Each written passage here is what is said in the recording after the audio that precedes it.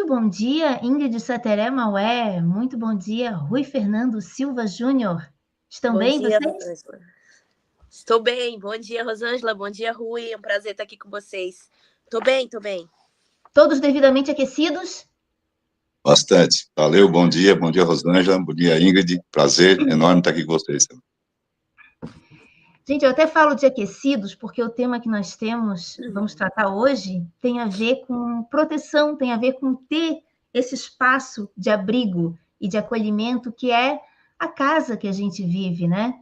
E esse direito, ele segue sistematicamente sendo negado na Grande Florianópolis. E de diversas formas, sob diversos disfarces, usando atalhos e caminhos que a gente às vezes não imagina que seria capaz, né? E um desses caminhos é o PL 19.461, que está tramitando na Câmara de Vereadores de Florianópolis, que foi encaminhado no iníciozinho desse ano, 26 de fevereiro. Mas já no dia 9 de junho teve uma manifestação em frente à Câmara de Vereadores contrário a esse projeto. Quem o encaminhou? A vereadora Manu Vieira. Para vocês entenderem em quais questões que a vereadora Manu Vieira se movimenta, eu vou pensar aqui só os temas que ela atua e que tem a ver com o tema do PL. Ela foi relatora do plano diretor na Comissão de Constituição e Justiça, ela foi peça-chave na alteração de diretrizes urbanas, ela foi uma das autoras do substitutivo da lei Retrofit, que trata, né, da revitalização de uma forma bem específica dos imóveis urbanos em Florianópolis. Ela tem foco no empreendedorismo, na questão dos gastos públicos, e ela afirma ter um compromisso com a cidade. Bem, esse projeto, ele trata, né, na sua apresentação, da proibição de despesas que promovam ou incentivem invasões de propriedades e grupos terroristas no âmbito do município de Florianópolis. Exatamente, é essa a expressão que é utilizada: invasão de propriedades e grupos terroristas. Esse projeto, ele recebeu alguns requerimentos na sua redistribuição. No dia 2 de junho, o requerimento do vereador Camazão, que é o requerimento número 00514, para que esse PL, para que esse projeto de lei seja também analisado pelas comissões de defesa do consumidor, direitos humanos e segurança pública e orçamento, finanças e tributação. Pontuando a justificativa do vereador Camazão, devido à gravidade dos impactos em relação aos direitos humanos e financeiros envolvidos. No dia 3 de junho, novo requerimento das vereadoras Carla Aires e Ingrid Sateré Maué, que protocolaram um requerimento solicitando também o parecer adicional na Comissão de Defesa dos Direitos Humanos da Mulher e Promoção da Igualdade de Gênero. O argumento: o projeto afeta diretamente mulheres e movimentos de gênero. Bem, por isso eu convidei aqui a vereadora Ingrid Sateré Maué, autora de um desses requerimentos, e o Rui Fernando, que depois eu vou acrescentar aqui na descrição dele.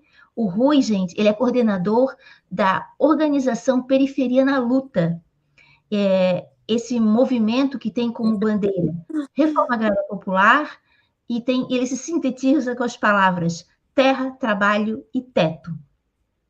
Então, eu vou começar ouvindo Ingrid. Qual foi o impacto inicial desse projeto na Câmara de Vereadores de Florianópolis? Como vocês avaliaram a necessidade desses movimentos? E qual é o estágio atual da tramitação desse projeto?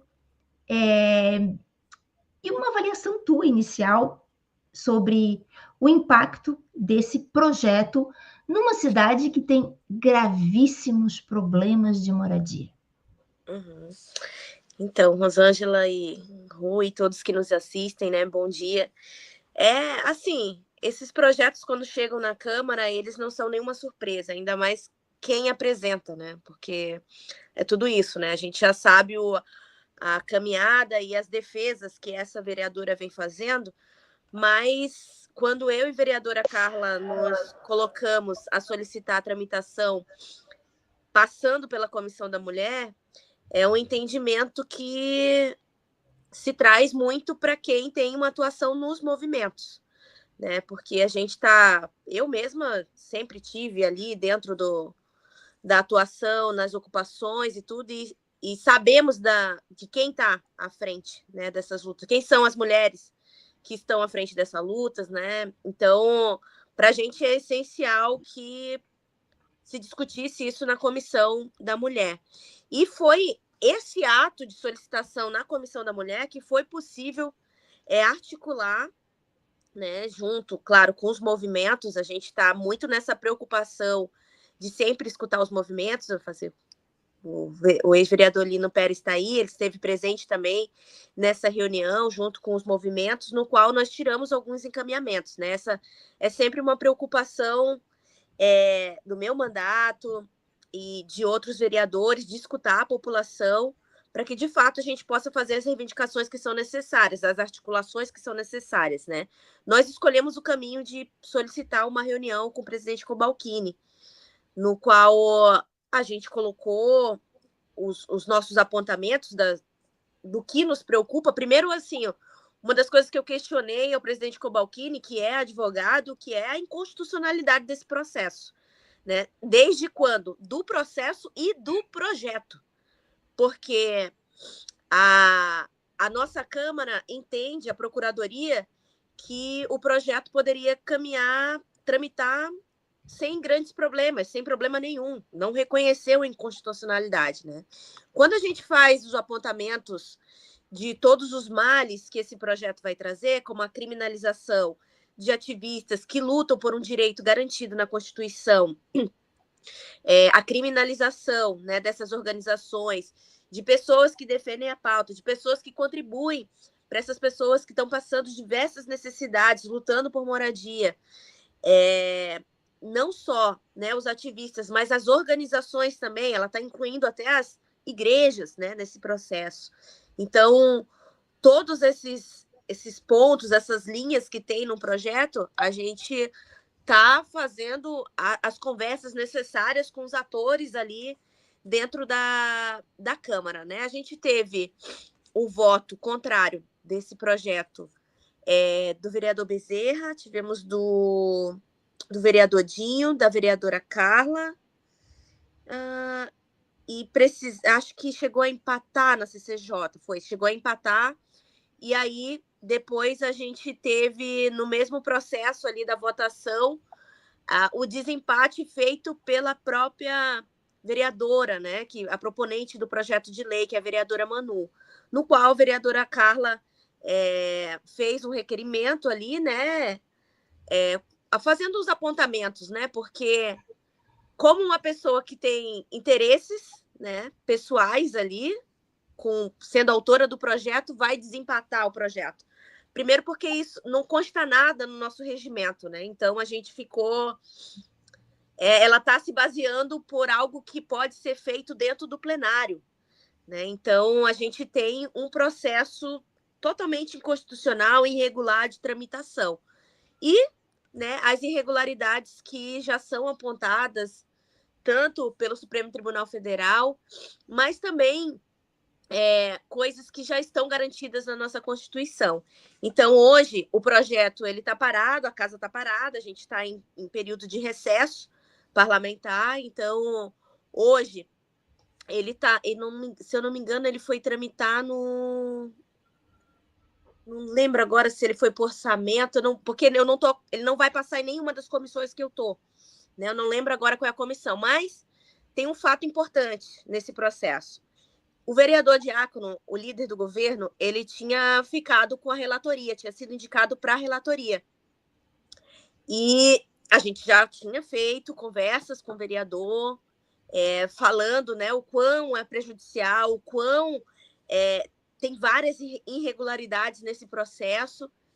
E ele passou a relatoria para outro vereador, né? Acho que é o vereador Pastrana, que vai ficar agora, ou o vereador Padilha, não estou lembrada agora mesmo, porque até a Iris está aí, se puder ajudar nesse processo. Não lembro qual é a comissão que ficou, porque no último dia de comissão foi feita essa troca.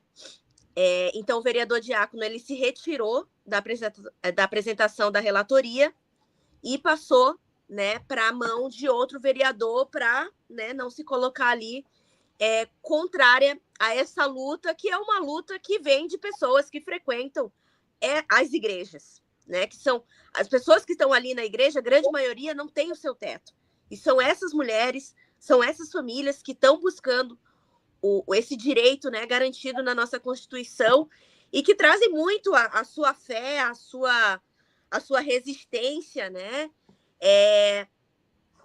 nessas lutas que a gente faz. Então, hoje, né, a gente tem perspectiva de continuar avançando nos diálogos para que, de fato, a gente tenha mais outros vereadores que se coloquem contra. A gente está fazendo diálogos com outros vereadores que também não fazem parte de nenhuma comissão que vai tramitar, porque uma hora, né, e muito rapidamente, vereadores como Manu e outros vereadores que fazem parte da base do governo têm tramitações dos seus projetos de uma forma muito avançada, atropelando totalmente o processo. Então, hoje, projetos de lei que seriam benéficos para a sociedade ficam para trás, esquecidos, arquivados, enquanto projetos que destroem perspectivas de vida, que tentam destruir a defesa dos bens comuns, né, a luta, a vitória e a vontade de nunca desistir, são totalmente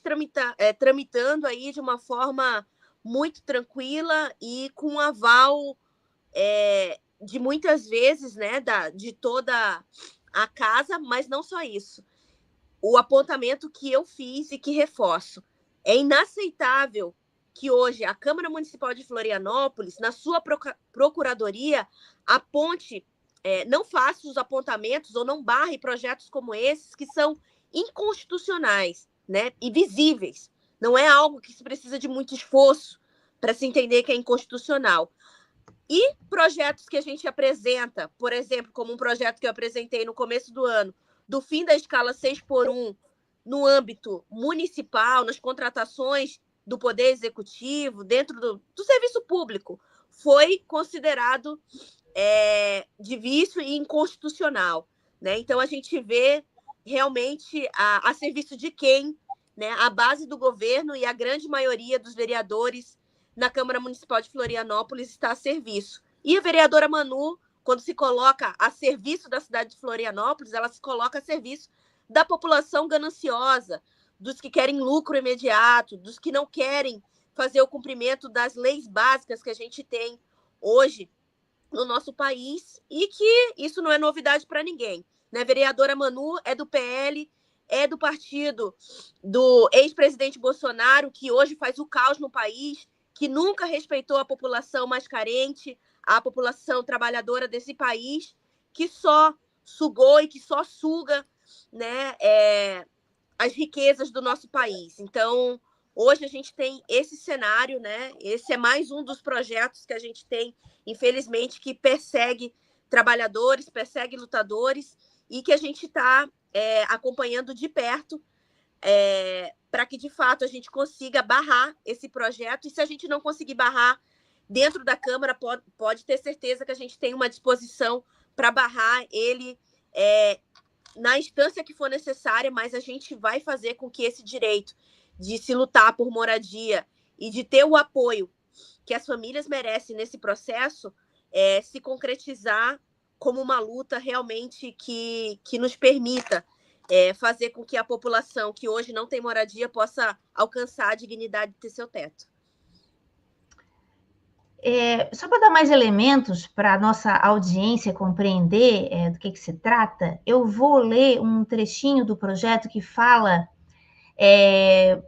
das consequências para aqueles e para aquelas que forem identificados como participantes diretos ou indiretos de conflito fundiário caracterizado por invasão ou esbulho de imóvel urbano ou rural, de domínio público ou privado, tá? Essa pessoa, se aprovado esse projeto, 19.461, da Manu Vieira, ele será impedido, a pessoa será impedida de nomeação ou designação para cargos em comissão no âmbito dos órgãos do Poder Executivo ou Legislativo do município, participar de licitações ou contratar no âmbito da administração pública, receber auxílios e benefícios de programas sociais municipais, receber benefícios ou incentivos fiscais ou creditícios municipais, direto ou indiretamente, ainda que por intermédio de pessoa jurídica, etc., etc.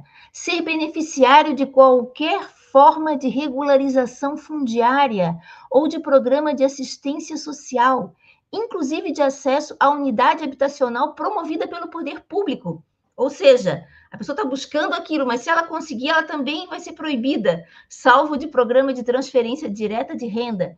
Inscrever-se em concurso público ou processo seletivo para nomeação em cargo, emprego ou função pública. E ainda ser nomeado em cargo público comissionado. Então, olhem só a gravidade das questões incluídas nesse PL. Agora, e essa nova relatoria, Rô, só para complementar, essa nova relatoria que foi apresentada, ela reconhece que isso é maléfico, né? Porém, ele coloca, o novo relator coloca um prazo no seu relatório de uma penalidade de 3 meses. Claro que isso não muda nada no que foi apresentado originalmente, porém, se vê as maquiagens que querem colocar, porque o registro vai continuar ali, não se sabe como... E claro que isso vai afetar de várias formas, né? Só que o projeto original, para as pessoas entenderem, por mais que ele seja proposto uma alteração durante as comissões, quando vai para o plenário, ou ele vai com as emendas que vão ser votadas, né, com essas propostas que forem sendo colocadas, ou no final, chegando lá no plenário, eles ainda podem ter uma negociata onde eles retiram todas as emendas apresentadas e apresentam o projeto de forma original. Então, provavelmente isso aconteça, né? Porque eles só estão fazendo um cenário para que as pessoas que estão firmes ali, lutando para que esse projeto não tramite mais, que ele saísse, né? No caso, que ele fosse arquivado, que agora ele está tramitando, desistam, né, de fazer essa luta. A vereadora Manu tem feito de forma arbitrária, não deixando a população participar, de assistir a CCJ, criminalizando as pessoas que estão fazendo manifestação contrária ao projeto. Então, é uma vereadora realmente que não tem que ser escrachada, realmente, porque ao lado do povo ela não está. Ela está ao lado de empresário e... essas as perguntas que a gente faz, né? O que ela está ganhando para defender algo que é tão ruim, mas não só ruim, né? Inconstitucional. Então, assim como o retrofit, assim como o plano diretor, né? Alguma coisa esses vereadores que fazem toda essa defesa estão ganhando, né? Então, isso é muito explícito para a gente no dia a dia. Correto. Rui Fernando Silva, você que esteve organizando a manifestação contra o PL, conte-nos, qual foi o impacto desse PL nas comunidades, nos lutadores da cidade que estão aí mobilizados pelo direito à moradia? Então, bom dia novamente, né, as pessoas que estão nos assistindo também. Esse PL da Manuela Vieira, né, nós, pelo menos, estamos já de cara, batizamos ele como PL da morte, né? Porque ele impede, na prática, obviamente já foi colocado aí a questão da luta, mas na prática, impedindo a luta, ele está impedindo a possibilidade de uma vida mais digna para as pessoas. É disso que se trata, né? Uma investida cruel, digamos assim, do fascismo como um todo, né? Isso não é nada por acaso, né? A Manuela Vieira está uma serviçal do fascismo dentro da Câmara de Vereadores, assim como eles têm na Assembleia Legislativa, que já está tramitando, né, um outro projeto, assim como na Câmara Federal. Então, ele vem no bojo, né, desse, novamente, 500 anos não mudou, né, mas, enfim, novamente desse bote, digamos assim, né, que a burguesia está assim, se armando para poder dar, por exemplo, para fazer uma relação, né, esse projeto de lei aqui, ele não por acaso faz agora o quê? 4, 5 dias, ou 6 dias, que foi aprovado o novo Código Ambiental, né? Então, a gente sabe muito bem, né, que na medida que ela tenta impedir o povo de lutar, né, ela quer justamente deixar as áreas todas livres para que o capital possa vir, explorar, aquela coisa toda, né? Porque ela sabe muito bem que, por exemplo, a história de Florianópolis, pegando na questão mais local, né, mas é a história de Santa Catarina, a história da Grande Florianópolis, mas a história de Florianópolis, a questão da desigualdade social, por exemplo, ela vem desde sempre justamente em função da questão fundiária, ou seja, da questão da apropriação indevida das terras por parte dos empresários, por parte daqueles que ela representa, ao longo da história do município. O que é o norte da ilha? Se não é um antro de algumas famílias, como os Bornhausen, né, como os Matos, lá do Fernando Marconte Matos, como o Grupo Habitat Sul, como os Brincas, né? Ou seja, a história da cidade é a história da exploração, do roubo, do assalto, da retirada dos direitos à terra e à vida por parte dessa gente que comanda desde sempre, infelizmente, né? E que agora se repete. Então, a gente está, assim, batendo de frente para que esse projeto não vá adiante, né? Nós tivemos presente também, junto, né, e já agradecemos bastante a companheira Ingrid, né, por essa intermediação que fez com o vereador presidente da Câmara, né, o vereador Cobalcini, que ali a gente sabe que, enfim, promessa pode se fazer em qualquer lugar, mas ali ele assumiu, sim, o compromisso, e nós saímos de lá e viemos aqui para a nossa base, né, e colocamos exatamente ao pé da letra, ou seja, não adianta ele ter mentido para nós, porque o povo já está em estado de alerta, né, porque a gente deixou bem claro, e com isso eu também quero colocar a importância da representação parlamentar, né, não só parabenizando os 5 mandatos, né, que nós temos, na verdade, hoje em Florianópolis, em favor do povo, dos trabalhadores e trabalhadoras, são os 5 mandatos dos vereadores, das vereadoras, né. Fora isso, eu coloquei muito claro no dia da reunião com o Cobalcini, são 23 vereadores em Florianópolis, e vereadoras, nós temos 5, né? Eles colocou, eu serei o 6º a votar contra o projeto. Então, isso, eu trago essa questão em primeiro lugar, porque a gente vai combater nas ruas, a gente vai combater nos bairros, a gente vai combater, né, na Câmara de Vereadores, é lógico que a hora que for a plenária, nós vamos estar lotando as galerias, já avisamos isso para o Cobalcini, para todo mundo, eles sabem muito bem disso, né?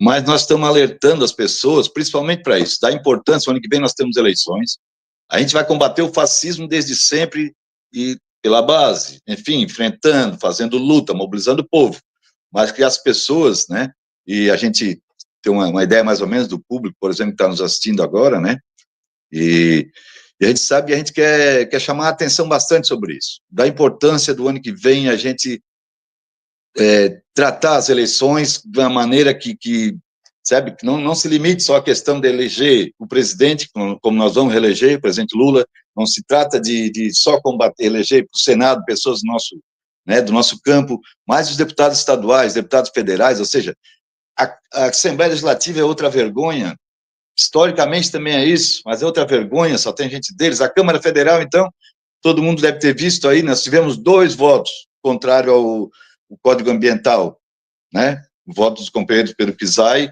da Ana Paula Lima, o resto todo, todos os deputados, né, votaram a favor de Santa Catarina, estou me referindo. Então, a gente quer fazer essa ponderação de que, assim como nós, os movimentos sociais, fizemos enfrentamento na rua, luta de massa e tudo mais, mas que a população se desperte, né, de uma vez por todas, para a importância, né, que existe da gente eleger pessoas comprometidas com a luta do povo. Fechando essa primeira intervenção, por exemplo, esse projeto de lei da Manuela Vieira, ele até, lembrando um pouquinho do Cazuza, né, ele já nasce com cara de abortado, né, porque ele é totalmente inconstitucional, e é o projeto da morte, como a gente fala. Quando ele já sai, já dá a largada no primeiro parágrafo, né, no primeiro capítulo dele, colocando os termos invasão e terrorismo, ou terroristas, ali ele já se aniquila do ponto de vista jurídico, legal, porque, em primeiro lugar, que né, não é invasão, é ocupação. Invasão é o que eles fizeram com esse país até hoje, eles fazem até hoje, né? E terrorismo é crime. Como é que ela vai, numa Câmara de Vereadores, querer passar por cima do quê? Do Código Penal, de tudo, da Constituição, né? Tudo isso, o direito à à moradia, o direito à terra, o direito a uma vida mais digna, isso é constitucional, nós não estamos fazendo nenhuma lei, nenhuma luta que extrapole. Ninguém está aqui, apesar da gente sonhar com a transformação social desse país, mas ninguém está aqui quando bate nessa questão, nós estamos dentro dos marcos da Constituição, fazendo a defesa da vida do povo a partir das leis, né, que regem nosso país, que no caso é a Carta, né, Constituição Cidadã, de 88, então, a direita, quando vem, né, bater contra nós e tal, nos chama de terrorista. Como um terrorista, cara pálidas? Se nós estamos defendendo a Constituição, quem é contra a Constituição é, sim, terrorista, e nesse caso são eles, né? Para fechar essa primeira parte também, por exemplo, dando um exemplo da nossa base, né, a gente tem a organização Periferia na Luta, nós temos já um trabalho de base aqui na região da Grande Florianópolis, especificamente na Palhoça, né, bairro Brajaru, Frei Damião, Jardim Eldorado, Jardim Aquários, ou seja, o foco mesmo, né, a Grande Florianópolis hoje tem 1,5 milhão, né, pode até me corrigir aí, mas se eu não me engano, mais ou menos 1,5 milhão de habitantes, né, uma grande parte dessa está nas periferias, né. A base, bom, dessas famílias que a gente organiza, né, já há 2 anos, vou falar agora em setembro, nós conseguimos cadastrar no INCA 240 famílias. A nossa luta, como a companheira Aine já colocou, a Rô já colocou, né, terra, trabalho e teto, reforma agrária popular, que para nós, realmente, a gente sintetiza, resume nessas 3 palavras de ordem, terra, trabalho e teto, né, e a nossa base, ela é composta, olha, mais de 70% da nossa base é composta por mães solo, ou seja, se é jogado contra o povo, contra nós, um projeto de lei que nos criminaliza, que nos tenta impedir de lutar, isso, aquilo, mas vai batendo diretamente contra as mulheres, né, como vocês já colocaram, e aí impedindo, olha o absurdo, impedindo de ter acesso a qualquer outro tipo de políticas públicas. Então, ele é inconstitucional, mas ele é assim para nós também, que a gente traduz como isso, um projeto da morte, porque ele não... Por que ela não fez o inverso? Ao invés de tentar coibir as nossas lutas, por que ela não apresentou um projeto de lei que trouxesse uma vida melhor para as pessoas de Florianópolis? Por que não apresentou um projeto de lei na área de habitação? Por isso que eu falo terra, trabalho e teto, porque nós achamos a luta só por moradia limitada, mas isso é uma outra questão de concepção e prática, né? Mas nós entendemos assim, que a luta não pode ser só por moradia. As pessoas, para terem a dignidade que se almeja, que se merece, tem que irem além da questão da moradia.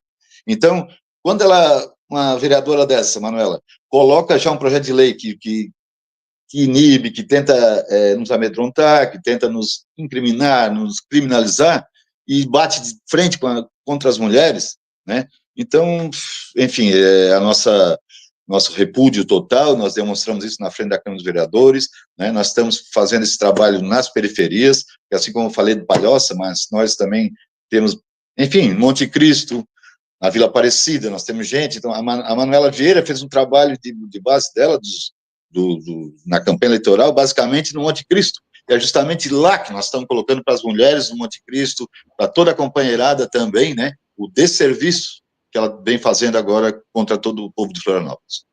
Rui, eu queria que você só colocasse mais um elemento nessa discussão para a gente passar para a Ingrid. Você falou em 240 famílias buscando direito à moradia na Grande Florianópolis. Quantas áreas nós temos atualmente em que... Qual é o déficit habitacional? Porque a gente sabe que há muitas décadas que o nosso país, infelizmente, não tem nenhum projeto de moradia popular. Eu sei que o teu conceito amplia isso, mas nem esse básico a gente... Então, eu queria ter uma ideia de... esse o número? São 240 famílias que hoje carecem de acesso à moradia? E onde é que elas estão espalhadas? E essas comunidades, você falou, 70% são mães solo, e a gente também sabe da dificuldade que, inclusive, projeto Minha Casa Minha Vida também é algo que a gente não está conseguindo acessar aqui no Estado. Bom, Rosângela, na verdade, né, o déficit habitacional de Florianópolis é muito e muito maior do que isso, né? São milhares, sabe? 13 anos atrás, quando a gente fez a ocupação Mário de Souza, norte da ilha, né, havia uma lista de espera na prefeitura, se eu não estou bem enganado, 14, quase 15 mil famílias nessa lista a Secretaria de Habitação, né, tentando moradia. Naquela época, já, uma década atrás, a gente já batia nas intervenções que fazia, dizendo o seguinte, ó, esse cadastro, isso naquela época, foi o ano 2013, quando a prefeitura dizia para nós, ó, já tem, ou os outros órgãos, né, instituições de governo, já tem uma lista com 15 mil famílias, nós já dizíamos naquela época para eles, 15 mil é um cadastro que a prefeitura já tem há mais de 20 anos. Isso em 2013, apresentaram 15 mil famílias como um déficit habitacional de Florianópolis, ou da Grande Florianópolis. Na verdade, aquele cadastro de 15 mil já tinha mais de quase 20 anos. O que é que nós argumentávamos para ele? Esse número é no mínimo o dobro, isso há 10 anos atrás, no mínimo o dobro. Por quê? Porque as famílias vendo que 15 mil já não estão lá cadastradas há mais de 10 anos, não conseguiram nada, as outras pessoas desistiram de estar indo para a prefeitura, se cadastrarem e tudo mais. Né? Então, o déficit é muito e muito maior que esse número colocado, né? 240 famílias, só para ficar bem claro, é assim, a gente faz esse trabalho de base aqui nos bairros da Grande Florianópolis, e essas famílias são aquelas que, junto com a gente, defendem a bandeira da reforma agrária popular, que nós traduzimos em terra, trabalho e teto, né? Então, e essas famílias, nós também tivemos um fato, em função da luta, né, da organização, nós conseguimos trazer o INCRA até o bairro, isso é inédito a nível de país, trazer o INCRA até o bairro para cadastrar essas famílias. Ou seja, são famílias 240 que já estão inscritas no Programa Nacional de Reforma Agrária, né? A gente sabe que é bem maior, enfim, a gente tem condições de triplicar esse número em função das condições sociais, né, colocadas para o povo. E também as áreas colocadas ali, né, então, a nossa organização, a OPL, ela participa do Fórum Nacional de Democratização do Patrimônio Público, né, junto com outras tantas entidades e movimentos, e a partir dessa participação, né, que para nós é importante, no sentido de conseguir meio que visualizar melhor todo o patrimônio público, né, de Santa Catarina, do Brasil, mas que em Santa Catarina, que não são só prédios, como se pensa, é terra, basicamente terra, né? Então, isso tem, digamos que, não facilitado, mas tem sim contribuído no sentido da gente construir de maneira mais sólida, né? Apontar também para o governo, para o INCRA, para todos os órgãos, onde é que estão as terras, né, que deveriam ser colocadas à disposição do povo. Hoje, para se ter ideia, na Grande Florianópolis, passam acho que 1.500, são 1.400 para ser exato, né? Aí ele pode me ajudar aí a confirmar, terras da União na Grande Florianópolis, que estariam, fazem parte do patrimônio da União. Ou seja, se o governo federal, daí nós damos uma cobrada também, que a gente apoia o governo, mas cobra também, né? Se o governo federal, por exemplo, agora em setembro vai sair uma nova licitação para Minha Casa Minha Vida, né? Terra tem, né, para construir os prédios e tudo mais. No nosso caso, que é a reforma agrária popular, terra tem sim, para colocar o povo. O que é que nós defendemos? Qual é a grande diferença, só para deixar claro também aqui, reforma agrária popular, não é simplesmente uma palavra popular que foi inserida assim de maneira aleatória e coisa e tal. É porque por trás dessa nova, digamos assim, performance da reforma agrária, porque quando se fala em reforma agrária, normalmente as pessoas associam aquele modelo mais antigo, dos assentamentos. Pega aqui Santa Catarina, por exemplo. O INCRA tem 150 assentamentos em Santa Catarina, aproximadamente 7 mil famílias assentadas no estado, em 40 anos de luta do MST. Esses assentamentos são típicos do modelo de reforma agrária passado, né? Ou seja, aquele assentamento tradicional, onde as pessoas têm que dedicar exclusivamente o seu trabalho ao lote. Com esse novo conceito de reforma agrária, no caso, a reforma agrária popular, duas diferenças básicas. Primeiro, que essa luta, por isso que nós, a UPL, a gente trava essa luta pela reforma agrária no litoral catarinense, certo? Porque aqui nós somos 7 milhões e 400 mil habitantes, mais ou menos, né? 80 e tantos por cento, 85, bota aí, ou seja, quase 6 milhões de pessoas vivem só nesse trecho, dos 560 quilômetros do litoral. E aí, bota aí de Passo de Torres até Garuva, aí depois de Garuva também, que esqueci o nome do município. Mas, enfim, a grande concentração de pessoas, e com isso as mazelas todas, né, que esse sistema impõe para as pessoas, seja falta de moradia, falta de terra, falta de alimentação, falta de uma vida mais digna, né? O grosso da coisa em Santa Catarina está no litoral, tanto no número de pessoas, quanto nas feridas expostas pelo modelo, né, que a gente vive, modelo de produção que a gente vive, que é o capitalismo. Então, uma das diferenças é essa reforma agrária popular, é travar a luta nas periferias das grandes cidades, a nível de país. O segundo grande diferencial que tem nesse conceito de reforma agrária popular, diferente daquele que se vinha trabalhando há muito tempo também, né, é que existe agora, por lei, e o INCRA já está fazendo isso, Santa Catarina já tem o primeiro modelo, que são assentamentos rururbanos, rurais e urbanos. Por isso, da luta ser travada, na nossa concepção, aqui no litoral, porque quando a gente assenta, e é isso que a gente tem discutido com o INCRA, né? Quando a gente assenta, por exemplo, até aí 20, 30, 50 famílias, vamos imaginar aqui que a gente consiga uma área, como está previsto aí e tal, para assentar um grupo mais ou menos nesse número aí de famílias e tal.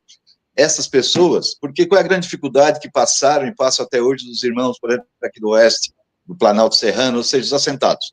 É que quando se chega num lote, quando se é assentado, e que se tem a obrigação legal, digamos assim, da dedicação exclusiva do trabalho daquela família para o lote, isso impede as pessoas de tentar, principalmente no início. Quanto tempo leva para crescer um pé de alface? Quanto tempo leva para, sabe? Pegando só um exemplo mais básico, assim, não só da alimentação, mas estou falando de geração de renda. Então, as verbas, a gente sabe que quando assenta, as verbas previstas no Programa Nacional de Reforma Agrária demoram para vir. Demoram, não é do dia para a noite. Então, essas famílias sempre ficavam numa dificuldade tremenda, tremenda, mesmo tendo terra, mas não conseguiam gerar renda a partir dela, ou levava algum tempo até que começasse essa geração de renda. Hoje, não. Com os assentamentos urbanos, com a possibilidade jurídica, né, legal, da construção desse modelo de assentamento, as famílias vão sim se dedicar aos lotes, óbvio, né, para a produção do seu alimento, para que o excedente possa ser comercializado, enfim, para a produção de vida, como a gente chama. Mas elas vão poder, sim, exercer, por exemplo, as suas profissões fora dos seus lotes. E isso traz a possibilidade concreta que as pessoas, as famílias assentadas agora nesse novo modelo, possam respirar melhor, possam programar, planejar a construção, né, do seu espaço, do seu habitat, que no caso o lote da reforma agrária, e que não fiquem também só naquele aguardo, né, esperando que o governo federal comece enfim, a repassar as verbas previstas por lei. Então, com esse perfil, né, que a nossa luta se enquadra, como eu falei, só para citar, então, né, o exemplo, o primeiro assentamento nesse modelo em Santa Catarina fica no município de São Cristóvão do Sul, município pequeno ao lado de Curitibanos, exatamente no centro de Santa Catarina, né, no meio oeste. Então, é um assentamento que vem dando bom resultado, sim, é filho do contestado. Aliás, somos nós que fizemos a ocupação em 2011 e que a luta demora alguns anos, a gente sabe disso, né, e que agora virou, faz 2 anos, um ano e pouco para cá, que virou assentamento urbano. Então, é uma experiência nova, muito interessante, porque ela trata disso, dessa nova modalidade de assentamento, e isso é o que possibilita as pessoas de realmente terem a terra, né, não como uma coisa que vai ficar ali inerte, ficar parada, vai depender de projeto, não sei o quê, não, o próprio povo trabalhando fora e trabalhando no seu lote, ele começa a ter condições de produzir melhor e de ter uma vida mais digna, é isso. Gente, olha só, eu acho que a gente tocou numa questão que é básica e fundamental nos tempos atuais, né? O poder do direito à terra, né? Uhum. Eu acho que essa grande disputa que está colocada para os povos indígenas, para os povos pobres, em todo o mundo, né? Nem digo na nossa cidade, é uma questão. E aí, Ingrid, objetivamente, na nossa Câmara de Vereadores, eu queria que você complementasse os dados que o Rui colocou e que ele colocou, que perguntou, inclusive, para você complementar. Uhum. Vamos complementar para a gente colocando mais elementos nesse debate que está interessantíssimo e que é fundamental. Então, esses são alguns questionamentos que a gente faz para que a gente tenha de forma oficial a resposta da prefeitura, que ou eles nos negam o número por não terem também, por não fazerem questão de ter, né? Mas eles sempre fogem com a resposta de que, com a mera resposta que são essas apresentadas, né? Agora, que vai, por exemplo, usa a ocupação Marielle como se fosse uma proposta que tivesse partido do executivo e que a gente sabe que é uma mentira, né? A gente tem ali um programa Minha Casa Minha Vida, que vai ter justamente por essa articulação e essa luta que se tem através da ocupação e de, né, Rui e tantos outros aí que já estão há muito tempo na garantia dessas moradias, junto, né, com a comunidade. E agora, não sei se vocês acompanharam, mas saiu uma notícia que a gente vai ter habitação, né, popular no norte da ilha. Ainda não uma informação muito ainda vazia, desencontrada, errada até como foi colocada, né? Então a gente tem hoje a prefeitura se fazendo propagandas, né, com esses anúncios. Então, de fato, um programa de habitação partindo pela prefeitura a gente não tem, né? A gente de fato, tem uma pressão muito grande, porque a gente tem todos esses imóveis aí vazios, mas a gente muitas vezes tem esses próprios imóveis que tem nos assustado, Rui, e aí acho que é importante também a gente se debruçar na cobrança da União, que tem terreno da União sendo destinado para concessão privada, né, para leilão. Então, assim, o que está acontecendo de fato, né, no nosso país. Mas, Rosângela, nesse sentido, eu acho que faz com que a gente faça uma reflexão com quem está nos assistindo, sabe? Porque quando a gente traz esse assunto, geralmente a gente tem aquela narrativa e aquela construção de pensamento colocada na maioria dos trabalhadores, que infelizmente não tem tempo para se informar, ou muitas vezes tem muita informação acumulada e acaba que essa informação acumulada acaba fazendo uma exclusão dessa população, e que elas acabam ficando alienadas e reforçando, né, discursos fascistas, discursos individualistas. Então, acho que é muito importante a gente dialogar aqui com quem está nos escutando e criar um diálogo para que as pessoas também possam conversar com os seus pares, com os seus próximos, que será que a gente concebe a possibilidade do Estado chegar para nos remover da nossa casa? A gente consegue fazer essa reflexão?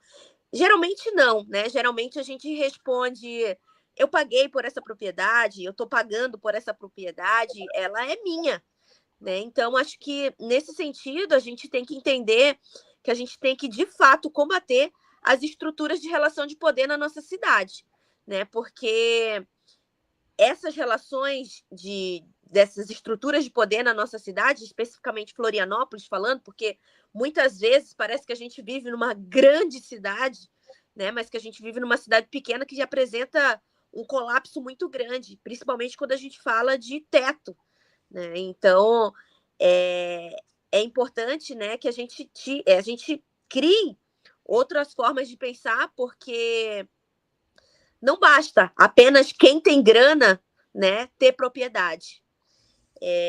Ou ter uma mínima possibilidade de escolha. A gente está falando de pessoas que não têm possibilidade de escolha e de pessoas que não têm grana para adquirir essa propriedade. E estamos falando além.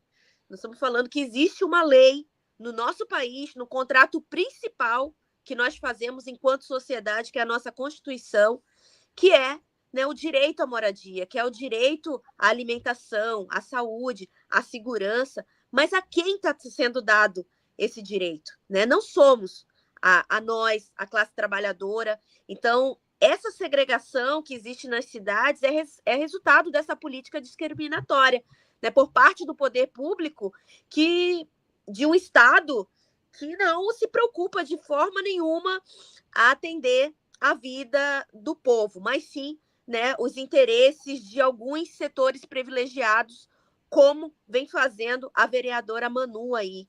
Então, a gente precisa entender que esses vereadores, esses deputados, sejam aqui no Estado ou na Câmara Federal, eles estão atendendo às grandes corporações, né? Então, quem acompanha essas desigualdades urbanas de perto aí ou do campo, sabe que a gente precisa ir além, né? E essa luta, claro, ela vai muito além do que apenas não, né? mas a moradia, né? A gente luta aí também por diversas desassistências de um processo aí que a gente super critica, né? Que hoje é a falta de acesso à água. Ontem mesmo estava aqui na Vila Aparecida, né? As pessoas estão ali há muitos e muitos anos, né? E ainda enfrentam a falta de acesso à água, a falta de saneamento, a falta de uma moradia digna, a falta de trabalho, de saúde, de educação, né? E todos esses são direitos garantidos na nossa Constituição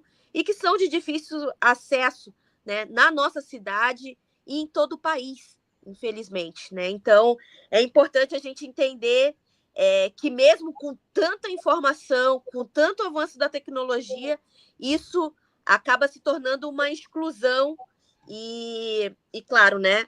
É o nosso campo que sofre com isso e que a gente precisa, de alguma forma, e eu acredito muito, concordo muito com essa fala do Rui que ele trouxe no começo, né?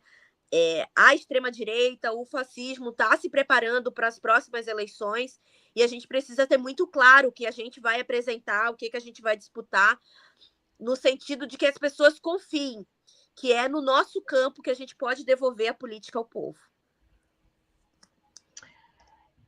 Gente, tá maravilhoso. Queria saudar ali Elaine Salas, Lino Pérez, Domingos Fortuna, Ana Brasil, Antônio Luiz Miralles, Joel Freitas, o Cesário Oliveira, muita gente ali comentando e enviando os seus pensamentos sobre essa temática, que é uma temática que eu acho que realmente pega todo mundo, porque a gente vive também numa cidade em que eu acho que bem mais que 50% das pessoas moram em residências que não estão completamente legalizadas, mesmo quem comprou a sua casa aí tem muita gente aí tem só um contratinho de compra e venda, não tem escritura, tem muita gente em terra de marinha, tem muita gente, enfim, acá temos de todo.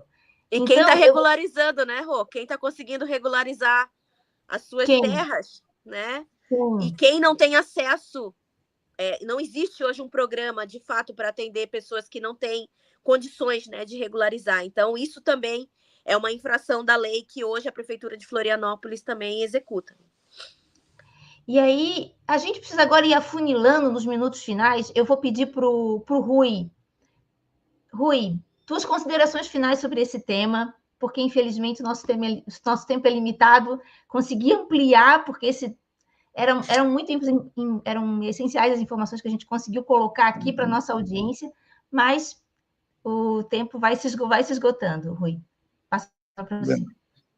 Já de antemão, né, obrigado pelo espaço, né, muito importante essa discussão que a gente está levando aqui hoje, né, de começar a esclarecer, né, bem as pessoas o que está acontecendo na prática. Então, muito obrigado realmente pelo espaço. Para finalizar, assim, né, queria trazer, assim, mais um pouco também de exemplo bem prático sobre o quanto é nocivo para a população de Florianópolis esse projeto de lei da Manuela Vieira. E pegando, por isso que eu falo, pegando questões práticas, né? Análise concreta, realidade concreta, ou seja, fazer aqui em cima daquilo que a gente já construiu juntos. Pegar o exemplo, de novo, já que foi falado pela companheira Ingrid, de norte da ilha, né? Só para ter um exemplo assim, ó, de o porquê que está por trás desses projetos de lei, por exemplo, como esse dela, né? Tentando impedir as ocupações. O que é que aconteceu no norte da ilha? Não vou nem falar só há 12 anos, como já falei, da ocupação Marildo, mas antes disso. Vou pegar a década de 80, tá? Bem rapidinho, meados da década de 80, para ser mais exato, 86 era o ano. Governador do Estado, veio antes um pouco até. Governador do Estado, antes de 86. Esperidião Amin. Secretário de Agricultura, Artêmio Paludo.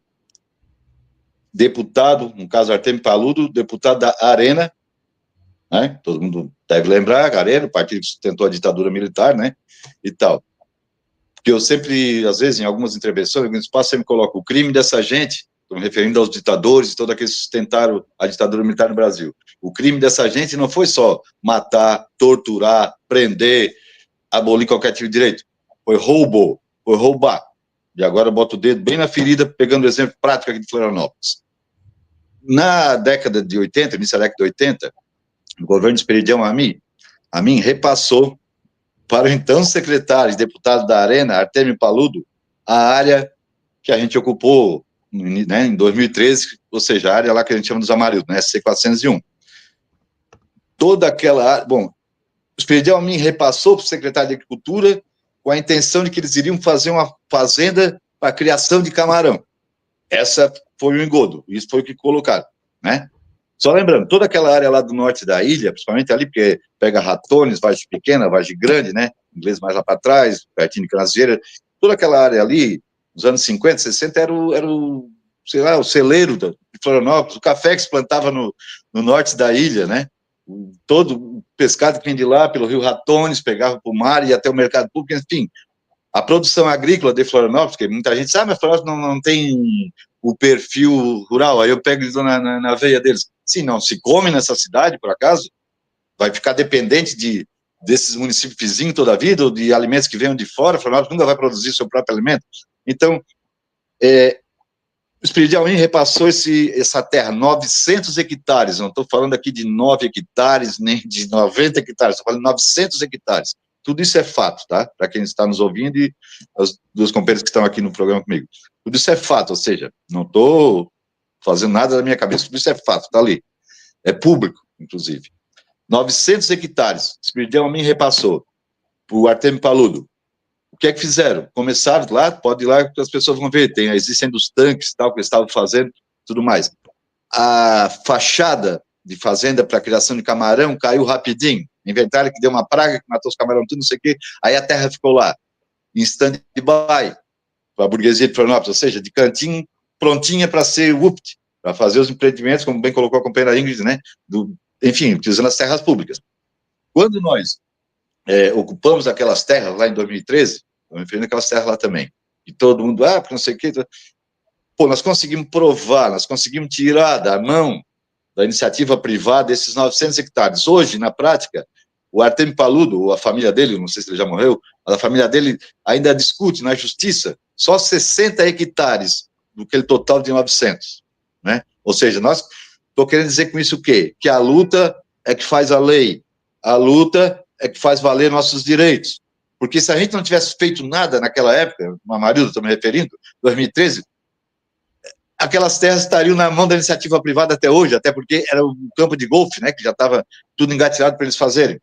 Estou querendo dizer com isso também que esses projetos de lei, como o da Manuela Vieira, vêm sim para coibir essas ações nossas que têm digamos assim, um resultado, para mim, gigantesco na sociedade, porque nós conseguimos, com a luta dos Amarildos daquela vez, não só resgatamos os 900 hectares para o povo de Florianópolis e de Santa Catarina, que o patrimônio é público, não é só de Florianópolis, né? Lá pode ser construído hospitais para o norte da ilha, escolas, creches, enfim, a terra voltou para lá. Nós conseguimos também, através da luta, conquistar um espaço, aqui em Palhoça, vou apontar para lá, em Águas Mornas, onde foi construído, e até hoje existe, né, o assentamento comum no Marildo de Souza, ou seja, mudando a vida de algumas famílias, né? Nós conseguimos tornar pública aquela área lá dos 900, conseguimos a conquista de 138 hectares, que hoje estão na mão dos companheiros e companheiras lá da assentamento comum na Marildo, né? Tudo isso estaria parado, né? Então, a luta é, sim, o caminho que a gente tem, a população como todo. Pode ser até que demore um pouco grosso da população entender essas questões, mas não tem outra maneira de chegar lá a não ser pela luta, ou seja, de democratizar as terras, democratizar o patrimônio público, botar ele a serviço do povo. Se o patrimônio é público, se é público, é nosso, é do povo, tem que ser colocado a serviço. Para mim, encerrar aqui a minha parte, também queria dizer, e também reforçando a questão a companheira coloca, as duas companheiras colocam, da questão das terras indígenas, né, aqui, que estão ameaçadas, né, então, por trás desse projeto de lei da Manu também tem esse tipo de perspectiva dela, no sentido de coibir também qualquer tipo de resistência, porque nós estamos ali, nós somos irmãos, os companheiros e companheiras indígenas, somos irmãos, né? Então, assim, a gente está aí para se colocando, sim, à disposição deles, para lutar juntos, sim, para construir uma resistência forte, para que eles não sejam despejados. Outra coisa, colocando mais um pouquinho ao sul, em Bituba, eu digo assim, que ele está dentro desse fórum, então está tendo muitas informações que são importantes para o povo saber. Bituba tem uma área muito conhecida de todos nós aqui também, de vocês, minha também, que são os areais da Ribanceira. certo? Onde o povo produz a mandioca, onde, né, historicamente, não só de resistência, mas de produção, aquela área. Os 1.400 hectares areais à ribanceira também estão sendo pegos agora pela iniciativa privada, de vez, certo? Vão lá colocar uma área de um porto novo, vão encher de containers, na verdade, né? Enquanto a população de Imbituba sofre também com falta de moradia, com falta de uma vida mais digna, de sem ter um local, né, para plantar, para produzir seu alimento. Então tem muita coisa em jogo hoje em Santa Catarina que as pessoas têm que ficar atentas. É aqui na região da Grande Florianópolis? Mas é aqui no Morro dos Cavalos, é mais ao sul ali em Imbituba, né? As terras quilombolas, Garopaba, né? O povo da aldeia em Garopaba, que é um quilombo também que tem lá, está tudo ameaçado, né? A Ingrid sabe muito bem disso, estamos todos ameaçados. Então, é isso, a gente agradece mais uma vez pelo convite, para a nossa participação, nos colocamos à disposição, né, das companheiras, para a gente, né, continuar. Agradeço mais uma vez também a companheira Ingrid, que está junto conosco, né, nessa luta para fazer, né, barrar, para fazer parar esse tipo de iniciativa da direita, né, que é através desse projeto de lei também. E para fechar, realmente queria colocar o seguinte, ó, sobre a questão do governo do Estado, né? O governo do Estado, que eu me recuso a chamar ele pelo aquele nome no diminutivo, é o J. Mello, por exemplo, esse fascista. E ele tem que ser batido, nós temos que, não podemos perder nenhuma oportunidade, mesmo sabendo que o público que está aqui nos ouvindo está tudo mais ou menos no nosso campo, tudo mais, mas nós temos que reforçar, que o J. Mello, quando assumiu, já lá no, né, no início de 23, a primeira coisa que ele fez, Ingrid, companheira indígena, foi abrir né, as comportas ali, a represa ali em José Boatê, inundar toda a aldeia indígena, ou seja, o povo se lixando para o povo indígena. Primeiro ato do Jorge Mello quando assumiu. Segundo, foi dar de pau, assim que a gente conversa, mas a ocupação em Canoinhas que o MST tinha feito, logo em seguida do povo indígena, né? Foram lá e acabaram com a ocupação. Naquela mesma leva, nós aqui da Palhoça, da periferia, nós estávamos subindo com ônibus para apoiar, não íamos participar da ocupação, não, porque a polícia já tinha acabado com tudo, mas estávamos lá com na verdade, era uma festa, uma comemoração pela reforma agrária, né? Nós fomos presos, um ônibus inteiro cheio de gente, fomos presos, tudo coisa do Jorge Mello, sabe, para o J. Mello, fomos presos, certo? Literalmente presos, todo o ônibus, nós estávamos 40 pessoas no ônibus.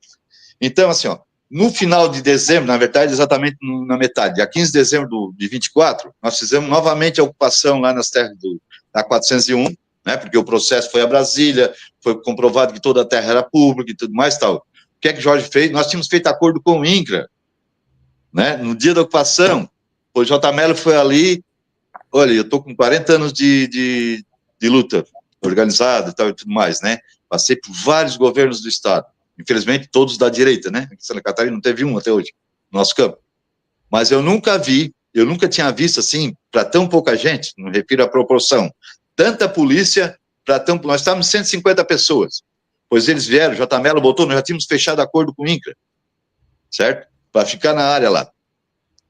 Ele botou o canil, ele botou a cavalaria, ele botou o choque, ele botou o BOP, ele botou tudo que ele tinha direito de policiamento para nos cercar naquela área. Nós fizemos um acordo com a polícia e nos retiramos. Ele está aqui para botar a cabeça do povo a degola, né? Não se trata disso na nossa luta.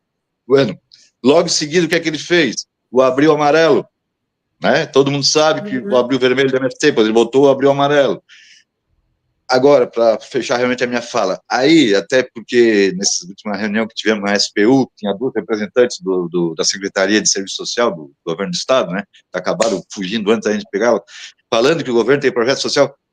Sabe qual é o projeto social Eles compraram o Caveirão, sabe, aqueles blindados gigantes, que está aqui andando toda noite, aqui no Brejaru, na frente o Caveirão, né, 84 milhões de reais. É assim que o governo do Estado trata a questão social em Santa Catarina. 84 milhões. Dividam aí, de cabeça, rápido, Minha Casa Minha Vida, 100 mil reais, vamos dizer assim. Né? Quantas casas não dariam? Quanto não poderia se fazer com 84 milhões, mas não. Aí eu pergunto para vocês, é nessa perspectiva que ele coloca de combater o crime organizado, as facções? Nada, isso é para combater o povo que luta. Quem não sabe disso? Né? Então, assim, ó, tá tendo uma avalanche de de iniciativas dos fascistas contra o povo que se organiza, contra o povo que luta. Então é isso que nós queremos chamar, encerrar por aqui, realmente chamar a atenção da população como um todo, para se juntar a gente nessa luta. Valeu, muito obrigado. Obrigada, Rui. Gente, Ingrid, um Rapidinho. minutinho e a gente fecha e segue aqui a programação. Não, claro, eu acho que é um assunto que a gente tem muita coisa a falar, né? Acho que a gente precisa, depois da pandemia, né, encontrar uma forma realmente da gente colocar tudo isso para fora, no sentido de ação, de fato, né? Retomar algo que a gente sabe fazer muito bem, que é a luta popular, que ela não pode nunca, né, ser deixada de lado. Mesmo que a gente alcance os lugares de poder, né, a mobilização popular, a mobilização social na busca dos seus direitos, ela deve ser a mais importante ainda em todo esse processo, né? E claro, né, que a gente também se coloca a disputar esse espaço para que de fato a gente possa ir até onde também tem seus limites, né? A gente entende isso também dentro de um processo legislativo. Mas eu acho que no meio desse processo, Rosângela e Rui, é importante a gente tem pleno conhecimento disso, né? Que não tem o Estado o Estado constituído hoje não tem, e os políticos não têm intenção nenhuma, né, em diminuir as desigualdades, né? Então, algo que está colocado hoje aí na boca do povo, mas que a gente precisa ainda intensificar, que é a solução realmente desses nossos problemas, né? Que é que se não tiver distribuição, uma divisão, que os mais ricos, né, paguem essa conta, que as elites paguem a conta, que o lucro seja diminuído, que as diferenças também, né, sejam diminuídas, a gente não vai conseguir alcançar de forma objetiva as coisas que a gente tem discutido aqui. Eu acho que hoje em Florianópolis, a nossa principal ferramenta que a gente apostava, que era a participação do direito à democracia e na construção do planejamento do espaço urbano, né, que era através do plano diretor, ele foi tirado, né, das nossas mãos. A gente viu de que forma o plano diretor ele foi empurrado goela abaixo, né, para a gente. Então, é o que se reflete hoje em toda essa destruição, né?